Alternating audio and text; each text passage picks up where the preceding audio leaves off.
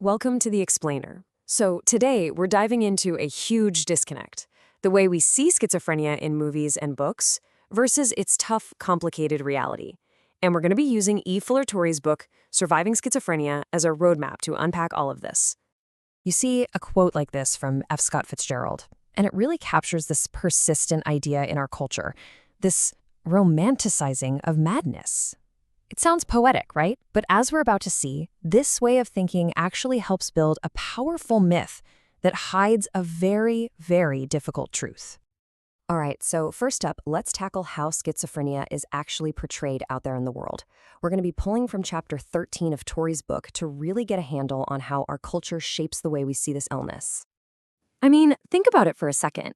In movies, on TV, in the books we read, schizophrenia gets boiled down to these same few characters over and over.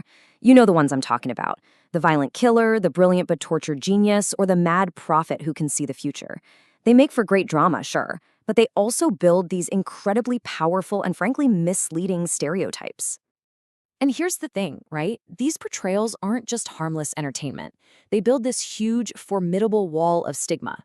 And stigma isn't just some abstract word. It has very real consequences. It creates these barriers that literally stop people from getting the sympathy, the support, and the treatment they desperately need.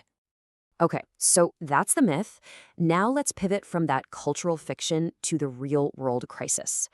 Chapter 14 of the book, wow, it's bluntly titled Dimensions of the Disaster.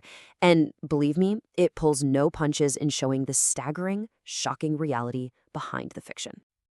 So this just naturally leads to a huge question, doesn't it? If that cultural image we see everywhere is so often wrong, what's the real story? What does the true impact of this illness actually look like on the ground for all of us? Well, a huge piece of this puzzle, as the book details, was this policy of deinstitutionalization. So back in the 1950s, you had hundreds of thousands of patients in public mental hospitals. Then, from the 60s to the 80s, there was this massive policy shift to discharge them. But here's the kicker. They were moved into communities that were just completely unprepared to support them. And the fallout?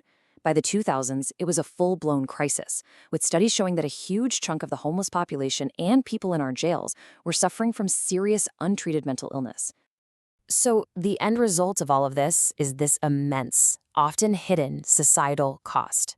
It's a ripple effect that touches everything from our healthcare system to law enforcement. And that's not even counting the absolutely immeasurable, heartbreaking cost of lost human potential.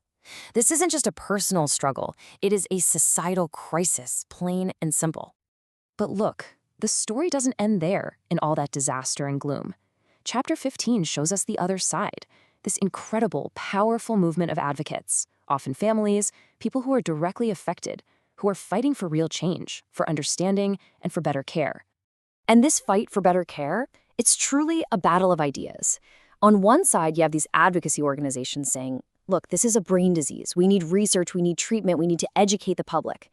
But then, on the other side, as the book points out, you have opposition from antipsychiatry movements and even groups like Scientologists who actively fight against that medical model. So how do these advocates actually push back and make a difference? Well, their strategy really boils down to three core pillars. First, they educate the public, trying to swap out all those harmful myths with actual facts. Second, they work tirelessly to tear down that wall of stigma we talked about earlier. And third, they organize. They get loud, and they demand better policies and better care from our leaders and healthcare systems.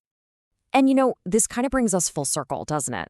A book like the one we're discussing, Surviving Schizophrenia, is itself an act of advocacy. It's a perfect example of that first pillar, education, in action. It's designed to demystify the illness and arm families and the public with knowledge.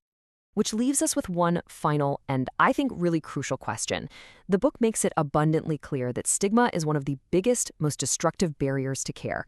So after taking all of this in, the question we really have to ask ourselves is this: what is our role in helping to break it down?